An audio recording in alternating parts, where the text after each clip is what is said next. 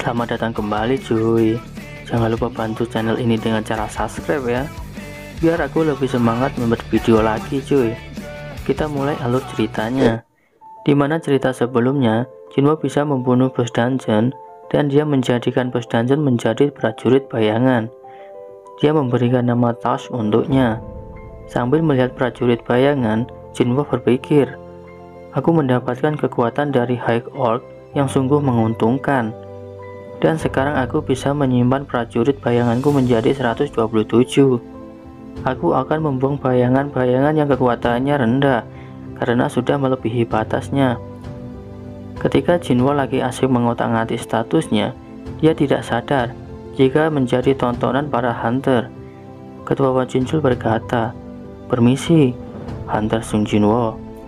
Jinwo lalu menoleh ke belakang dan langsung terkejut.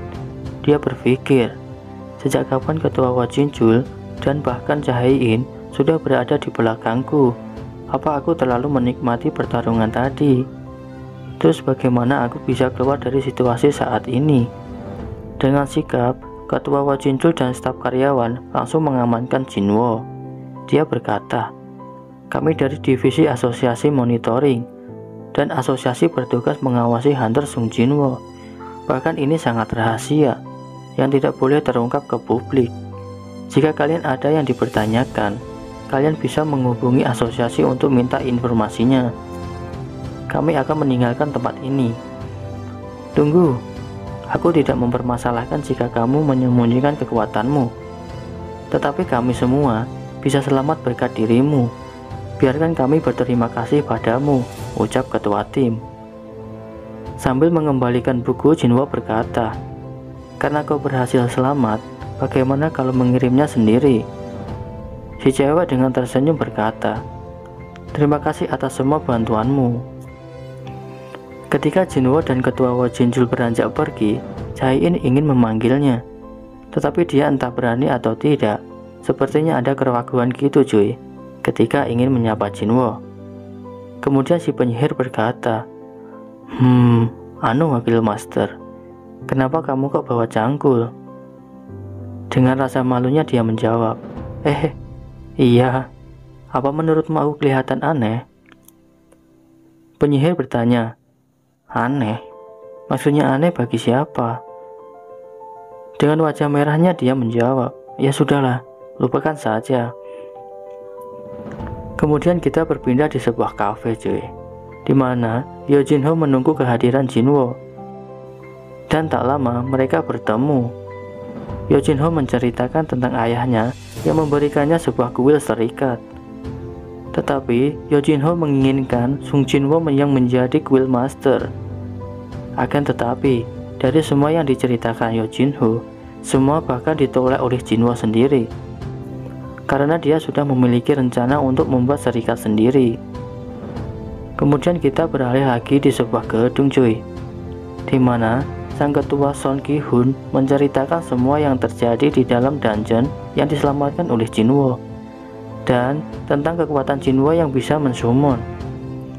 Ketua serikat terkejut sambil berkata, setelah White Tiger, bahkan Guild Hunter kita ini juga mendapatkan bantuannya, dan dia bahkan punya kemampuan menjadikan monster yang sudah mati sebagai anak buahnya sendiri. Itu kemampuan yang baru kita ketahui saat ini. Kalau dia sekuat itu, seandainya harus dibandingkan denganku, siapa yang akan menang? So Ki-hun menjawab, di dalam party harus ada peran sebagai penyerang, tanker, dan support. Jika tanpa ketiga ini, tim penyerang berada dalam bahaya. Tetapi dia itu pengecualian. Dari semua itu, apakah Anda bisa menyelesaikan dungeon tingkat tinggi sendirian? Mendengar jawaban darinya, sang ketua sangat terkejut. Dia berkata, itu tidak mungkin. Sekuat apapun diriku, kalau aku digabung oleh monster, aku akan kesusahan untuk menjaga pertahananku. Bahkan sebutan tentara terhebatku pun terdengar menggelikan. Dengan serius Son Ki-hun berkata, Master Choi, seharusnya Sung Jinwo harus menjadi anggota dari guild kita.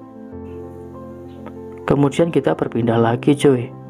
Entah apa yang terjadi, tetapi sangat banyak wartawan yang sedang meliput berita. Di dalam mobil Lee Min Sung berkata, "Banyak orang yang berdatangan. Ya, memang seharusnya sebanyak ini untuk menyambutku." Tak lama Ketua Baek Yo-ho dan Ketua Choi Jong-in baru sampai di tempat asosiasi. Mereka keluar dari mobil yang membuat semua wartawan sangat kepo. Tetapi mereka membantah jika ingin merekrut Lee Min Sung. Kemudian Ketua Baek berkata, "Karena masalah kewajiban moralku, aku mau menjadikan dia sebagai anggota kuilku bagaimanapun caranya." Mendengar perkataannya, Ketua Choi sangat marah dan mereka saling adu mulut. Ketika para ketua lagi sibuk berantem, Ketua Serikat Taekgyo muncul dan berkata, "Hei kalian berdua, kalian berantem merebutkan Lee Min Sung kami kah?" Dengan kompak mereka menjawab, "Kami tidak peduli dengan Lee Min Sung, Lee Min Kyu, atau ikan lele milikmu itu." Dengan keributan yang dibuat ketua, Lee Min Sung yang berada di dalam mobil berpikir, "Lihatlah para ketua serikat itu.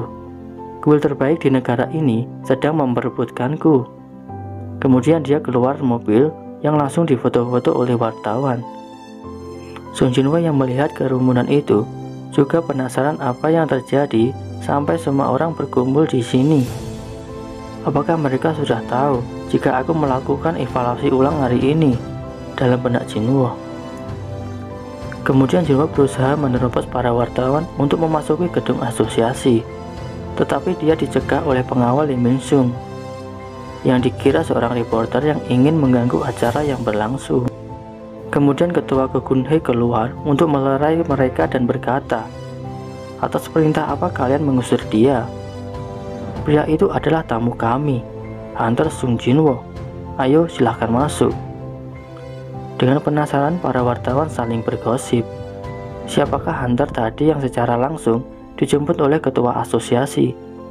Dia pasti orang yang sangat hebat. Mendengar perkataannya, Lee Min Sung marah.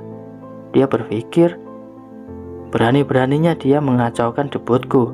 Aku harus mencari topik yang lain untuk rasa malu ini. Kemudian dia berkata, "Permisi sebentar. Aku ingin masuk dan berdiskusi dengan asosiasi hari ini." Ketika hendak membuka pintu, dia dikejutkan dengan kemunculan Wo Jinjul karena berjaga di depan pintu masuk. Dia berkata, "Ada seorang hunter yang sedang menjalani evaluasi ulang. Sebelum kegiatan itu semua selesai, tidak ada yang bisa memasukinya." Lee Min Sung sangat marah dan berkata, "Hari ini aku juga menjalani evaluasi rankku. Dan lihatlah reporter sudah berada di sini. Kamu pikir kamu ini siapa? Atau kamu ingin bilang kalau hunter yang tadi itu hunter yang sangat hebat?" Merasa tersinggung, Wo Jinjul menegaskan, "Kalau aku menjawab pertanyaanmu itu, apakah tua Lee Min Sung bisa mengatasi konsekuensinya?" Tanpa menjawab, dia merasa ketakutan, cuy. Di dalam gedung asosiasi, Ketua Ko Gun Hee dan Sung Jinwo berjalan yang bertemu Ketua Baek dan Ketua Choi. Dia bahkan menundukkan kepalanya. Ketua Ko Gun Hee berkata, "Mereka sudah datang dan menunggumu sekitar 1 jam yang lalu. Semenjak 2 tahun ini, kamu adalah hunter rank S pertama." Dan Choi Jong-in, mungkin dia sangat gugup karena sudah menyaksikan kekuatanmu. Tak lama mereka sudah sampai di tempat pengujian. Petugas meminta Jinwo untuk memperlihatkan kemampuan apa saja yang dimilikinya. Kemudian Jinwo mengeluarkan satu skill summonnya. Dia berkata, "Aku bisa memanggil prajurit bayangan seperti ini." Dengan terkejut, petugas berkata, "Apakah ini pemanggilan makhluk? Apa Anda bisa mengendalikan makhluk ini juga?" Ketua juga penasaran. Dia menambahkan, "Hunter Sung Jinwo, apakah Anda ingin mengatakan kalau hanya ini saja kemampuanmu?" Dengan wajah lucunya, Jinwo berpikir, karena waktu itu sudah ada banyak yang saksi mata, jadi aku tidak perlu berbohong lagi. Tak lama, Jinwo yang mengeluarkan semua prajurit bayangan yang membuat semua orang di sekitar sangat kaget.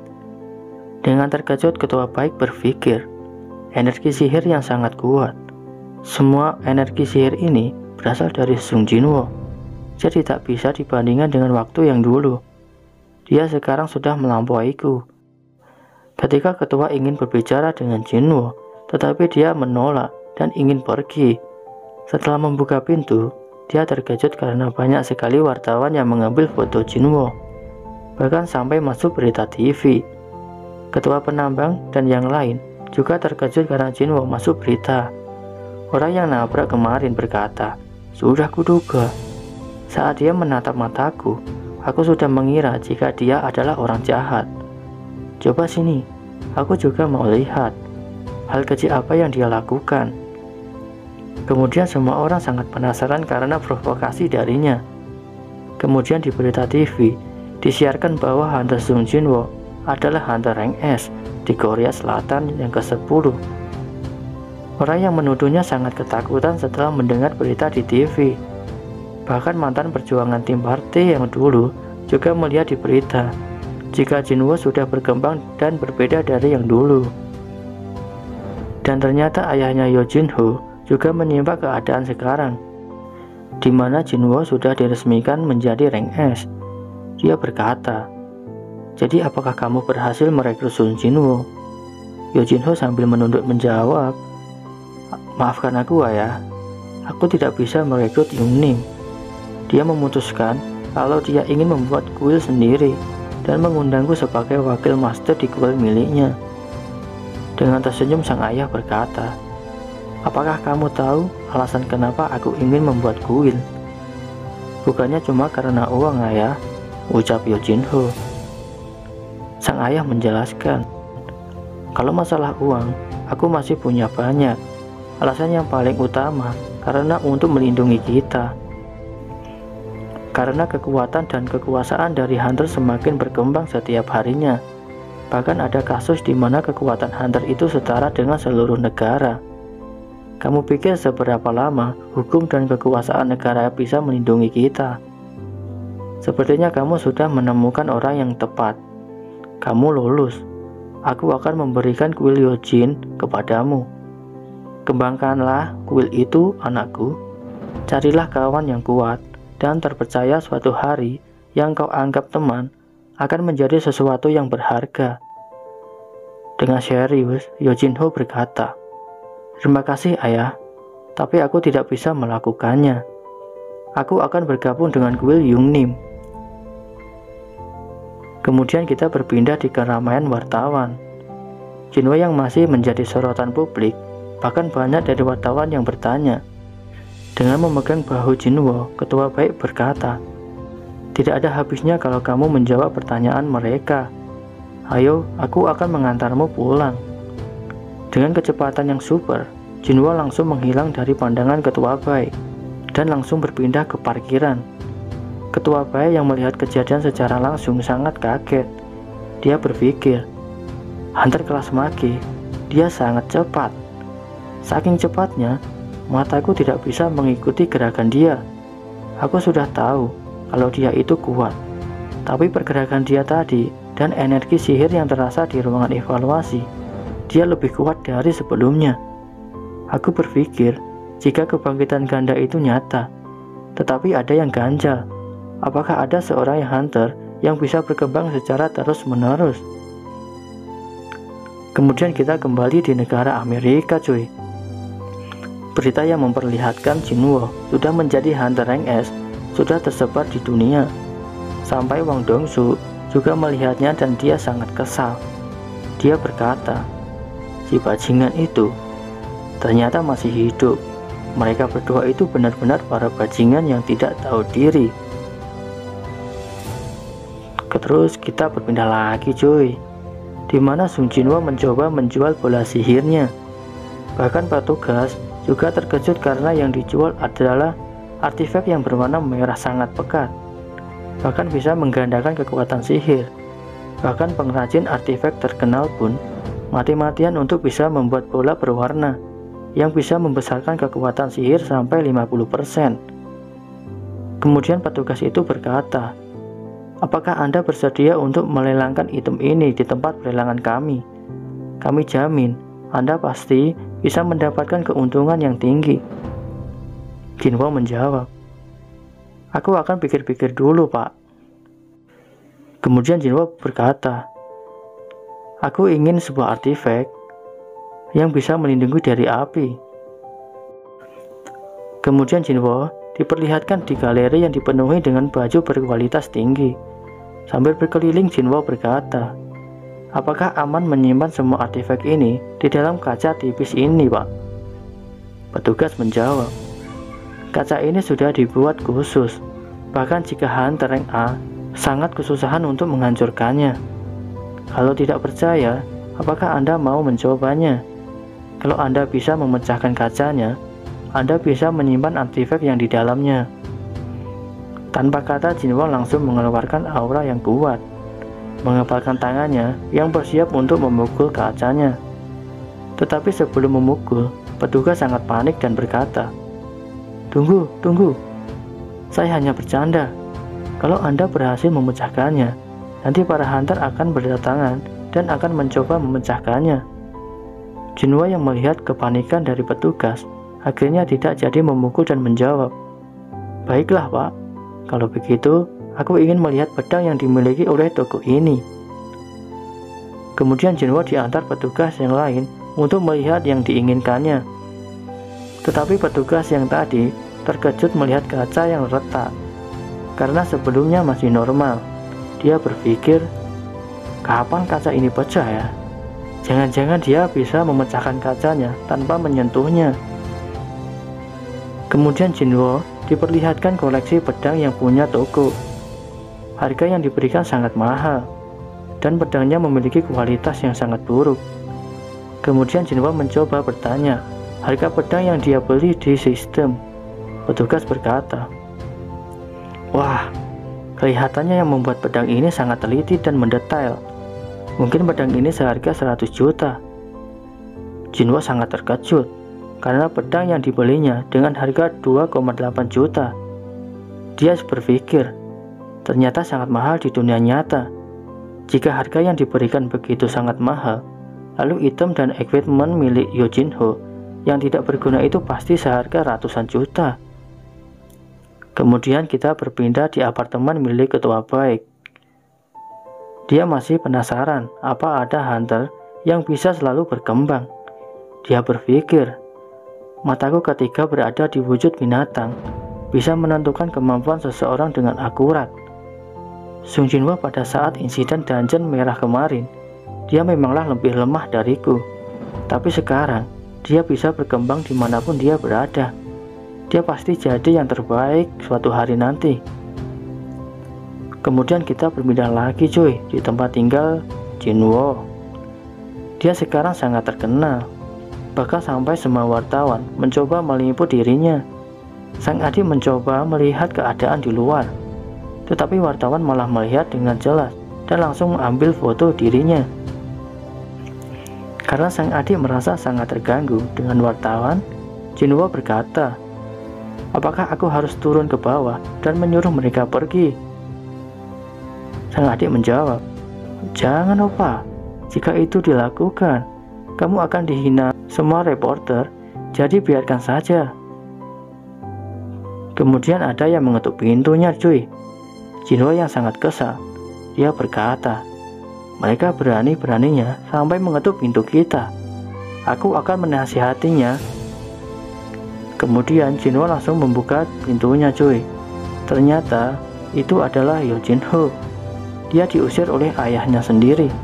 Ketika ingin menginap di rumah Jinwo, dia malah langsung ditutupi pintunya. Sang adik bertanya, opa, tadi itu siapa? Apakah itu temanmu? Jinwo dengan tampang rasa teganya, dia menjawab, tidak kok, aku bahkan tidak tahu siapa yang datang, dan aku juga belum pernah bertemu dengannya.